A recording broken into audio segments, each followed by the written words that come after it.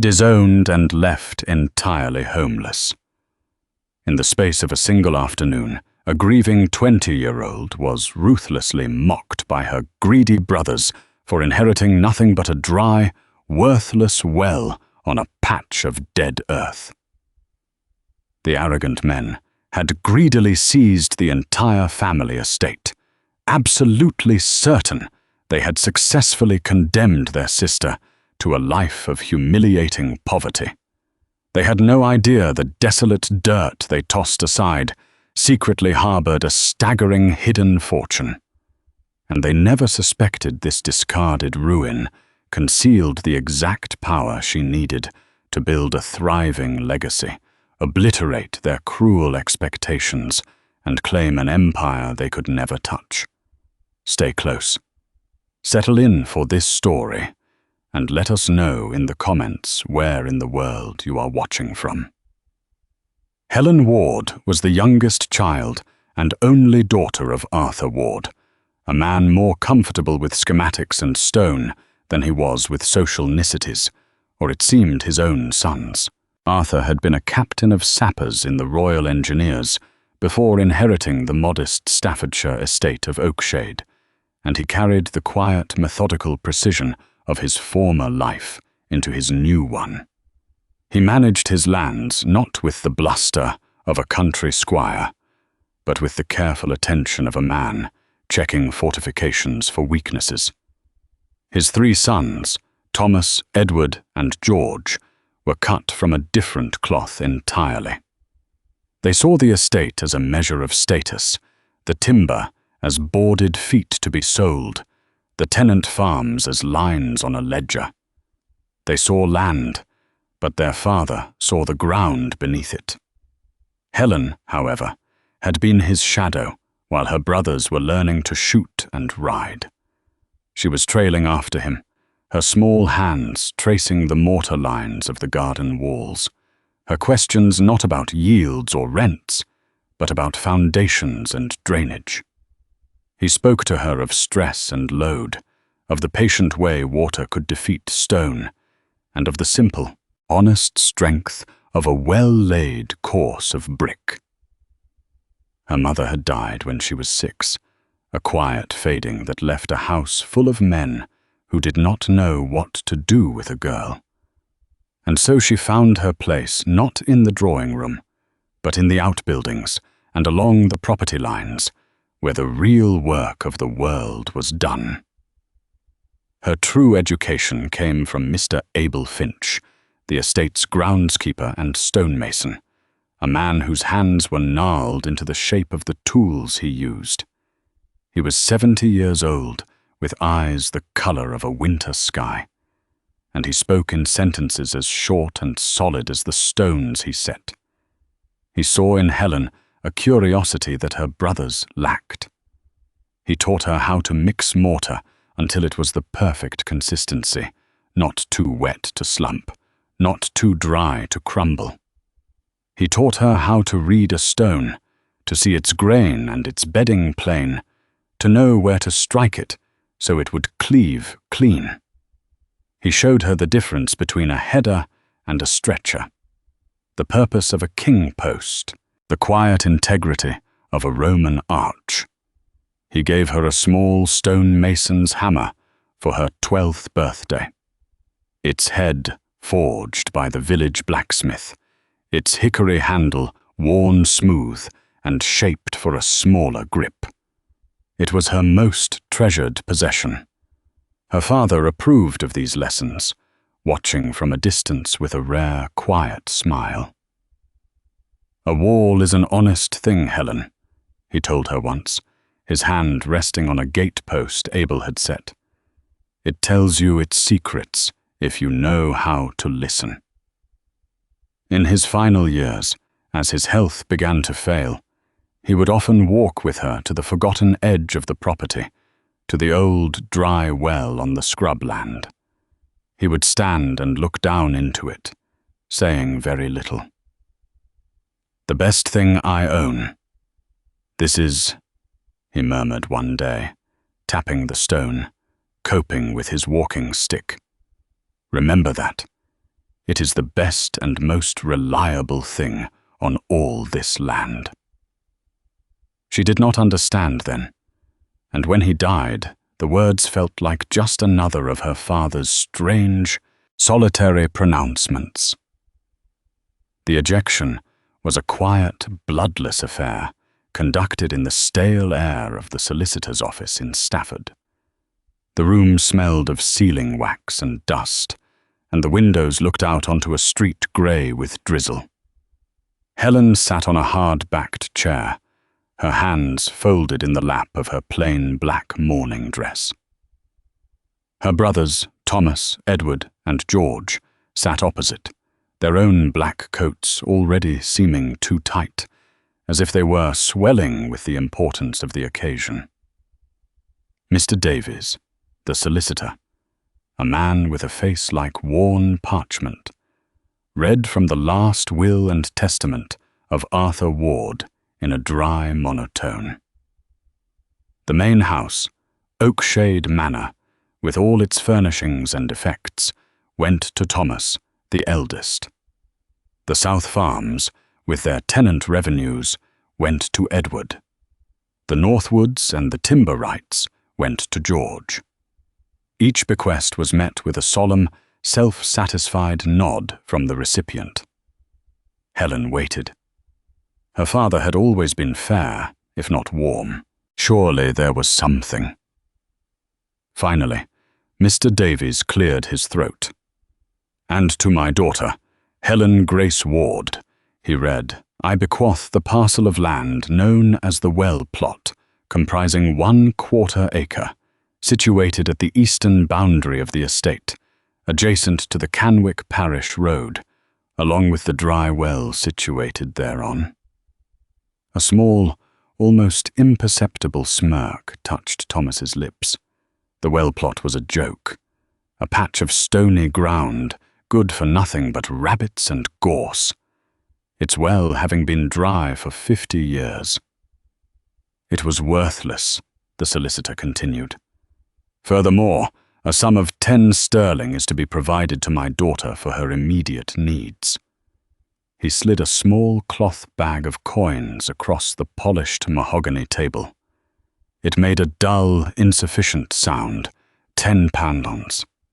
It was an insult, a pittance to be rid of her. There was no argument, no outburst. Helen's grief for her father was a cold, hard stone inside her, and this final public dismissal by her brothers simply settled another layer of dust upon it. She looked at their faces, Thomas's smug authority, Edward's grasping pleasure, George's simple Boyne satisfaction. They were strangers to her, men who had shared her father's name, but never his substance.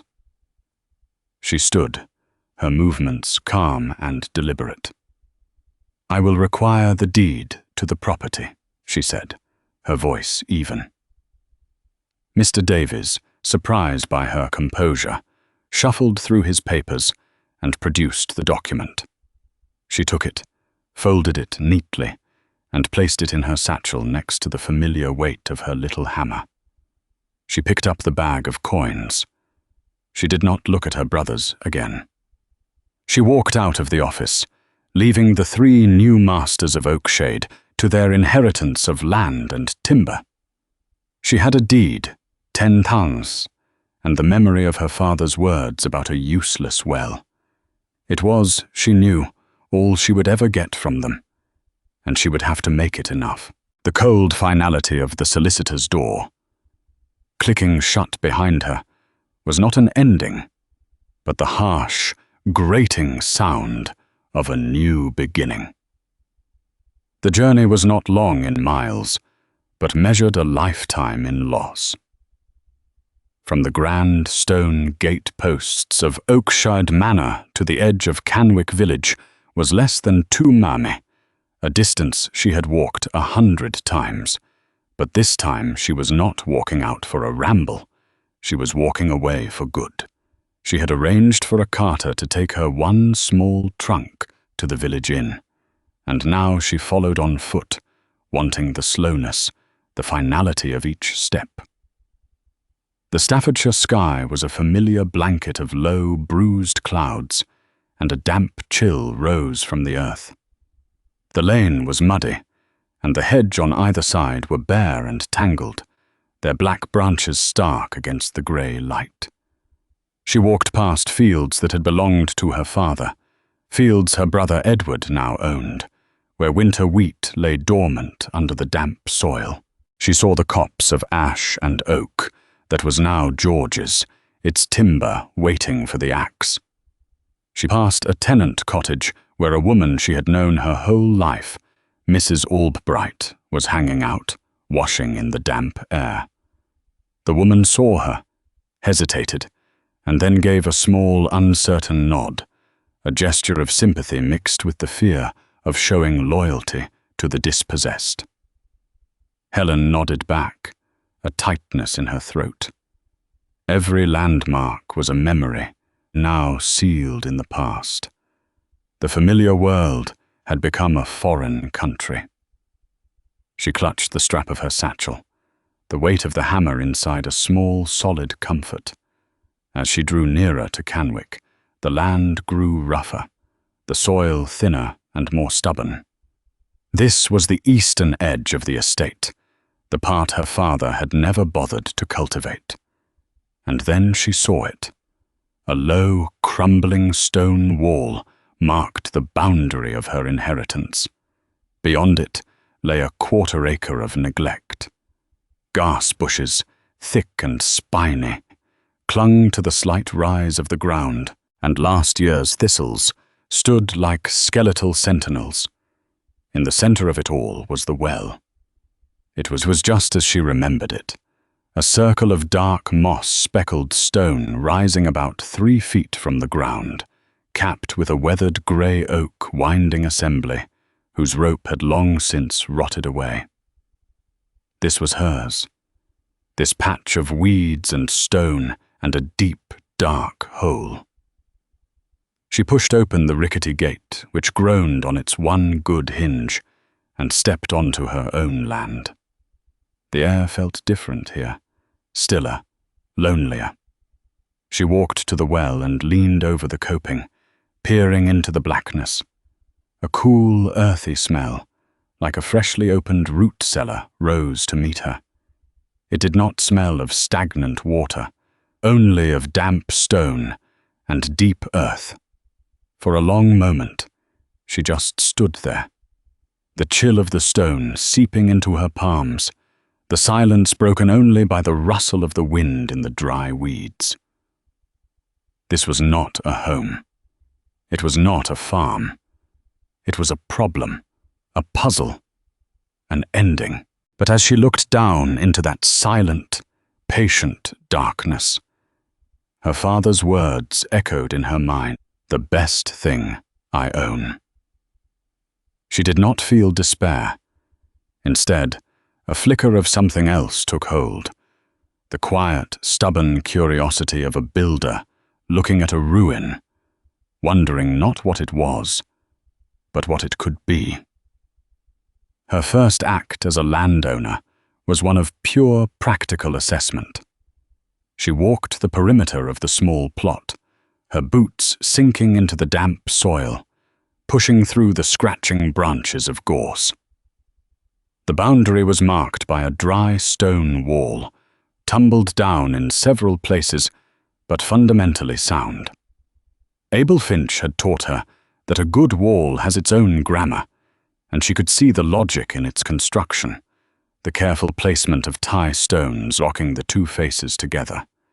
It was salvageable. The land itself was poor, the soil thin and studded with stones. But on the southern-facing slope, sheltered by a thicket of hawthorn, was a patch where the grass grew a little greener, the earth a little darker, a garden, perhaps, if it could be watered. But everything depended on the well. She returned to it, running her hands over the coping stones. They were grit stone, locally quarried, and expertly dressed. The tooling marks were still visible beneath the patina of moss and lichen. This was no farmer's field well. It was built with skill and intention. The winding gear, a simple drum and axle of oak, was weathered but not rotten. The iron fittings were rusted but intact. The structure was sound. She lay on her stomach, her head and shoulders over the edge, and peered down the shaft. It was a perfect circle about 4 feet in diameter, descending into absolute blackness. She dropped a small stone and counted. 1, 2, 3. A faint thump echoed up from the bottom. It was deep, and it was unquestionably dry. For the rest of the day, she worked. She went into Canwick and used a few of her precious shillings to buy a length of sturdy rope and a pulley from the ironmonger and a bucket and a lantern from the general store. The shopkeepers watched her with pitying curiosity. They all knew the story of Arthur Ward's strange daughter and her worthless inheritance. She ignored their whispers, her focus entirely on the task ahead.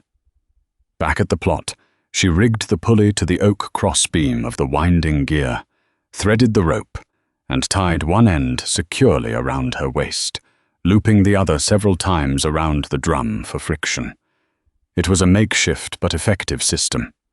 She lit the lantern and lowered it into the shaft, watching the small circle of light descend, illuminating the stone lining.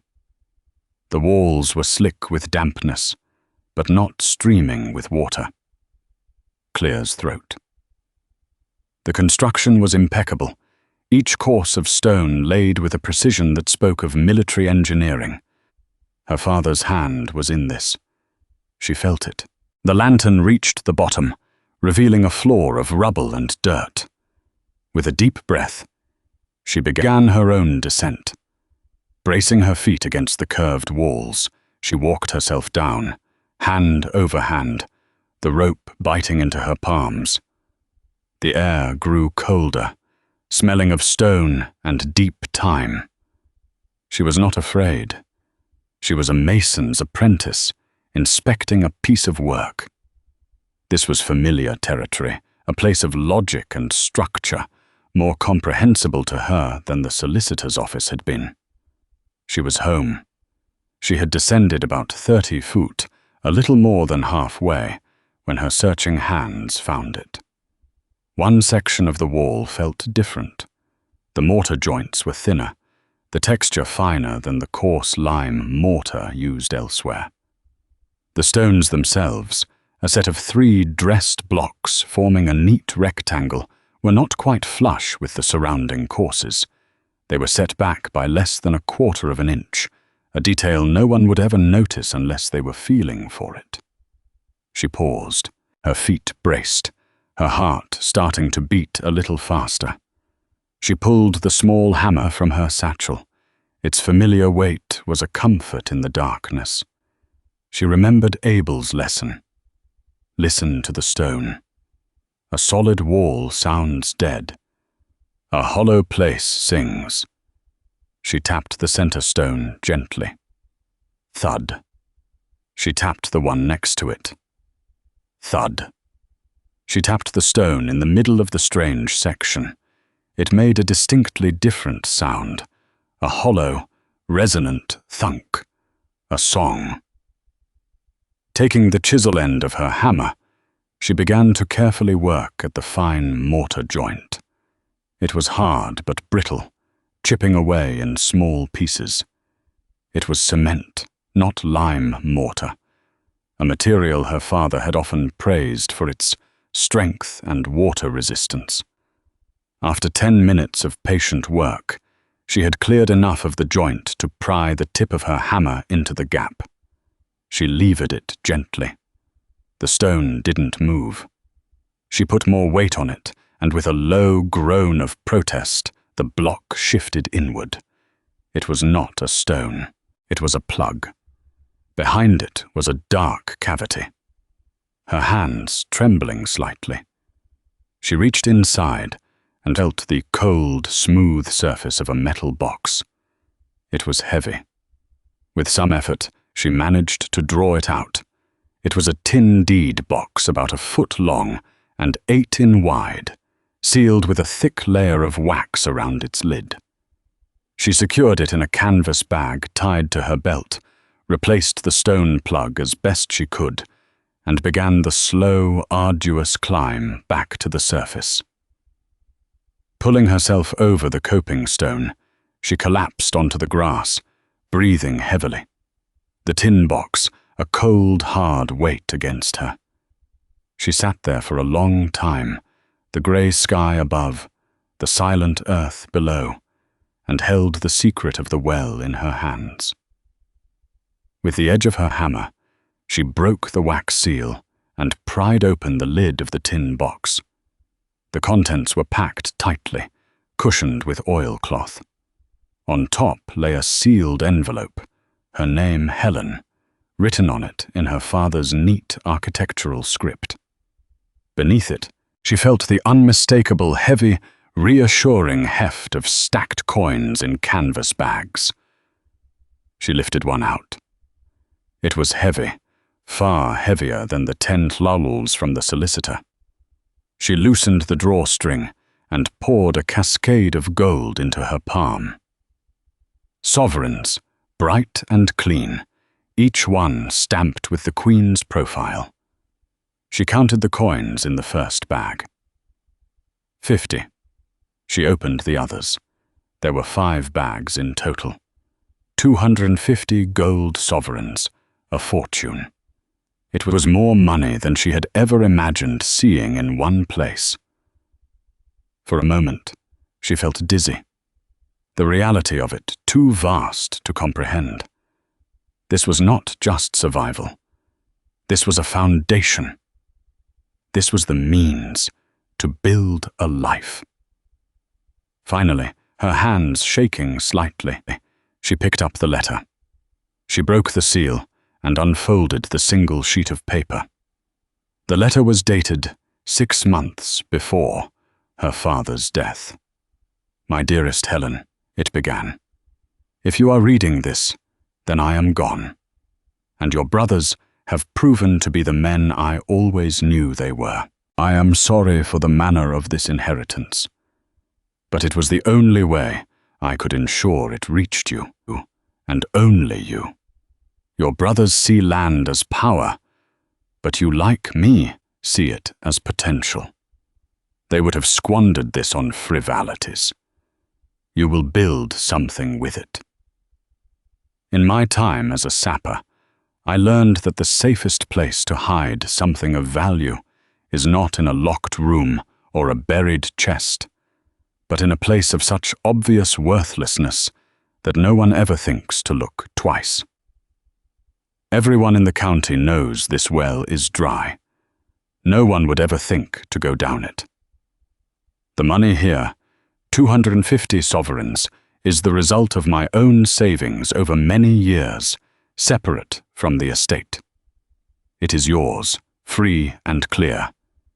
Use it to make a place for yourself. Buy the cottage adjacent if Old Man Hemlock will sell. Sink a new bore if you must, but I do not think you will have to. The well is not dry. Its feeder spring is merely blocked. I collapsed the lower seam myself 30 years ago. The plans for the original bore are with this letter. You will know what to do. The well was my first project when I left the army. A way to keep my hands busy. It is built to last, just as you are. Be well, my girl. Your loving father, Arthur Ward. Tucked into the fold of the letter was a small rolled schematic, a cross-section of the well showing its depth, its stone lining, and a secondary channel marked feeder spring, with a note indicating a deliberate blockage of clay and stone at the 50-foot level. At the bottom of the box, beneath the bags of coin, lay one last object, a small, perfectly preserved ammonite fossil.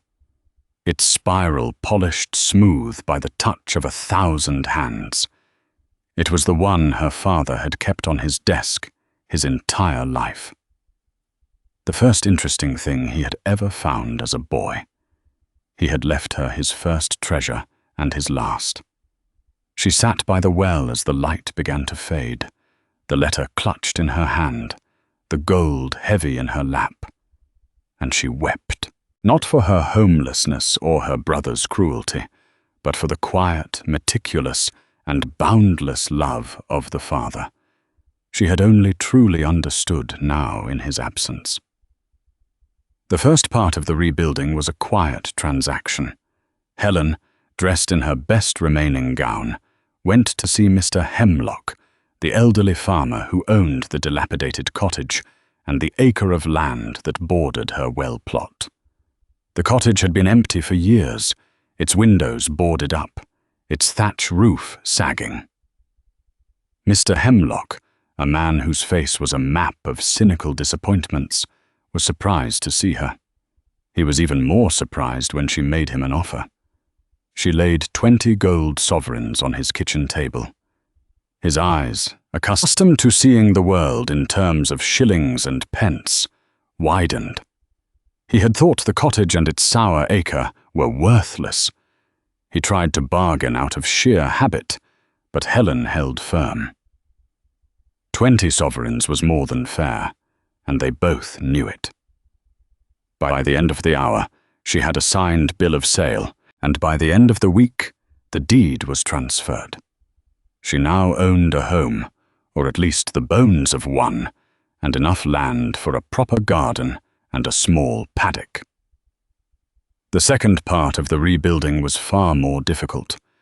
It required not just money, but knowledge that went beyond her own. She needed to clear the well. She sought out Silas Croft, a man in his late 60s who lived on the far side of Canwick. He was the last of the old well diggers in the area, a trade that was slowly being replaced by steam-powered drills. He was a wiry, silent man with clay ingrained in the lines of his hands. Helen found him splitting firewood behind his cottage. She explained what she needed to clear the bottom of a 60-foot well. He looked at her, his gaze skeptical. "That's Ward's old dry well," he said, his voice raspy. "There's no water in it. Never has been."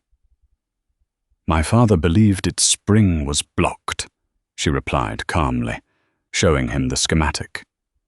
"I need someone with the skill to clear it safely." Silas studied the drawing, his brow furrowed. He recognized the careful draftsmanship.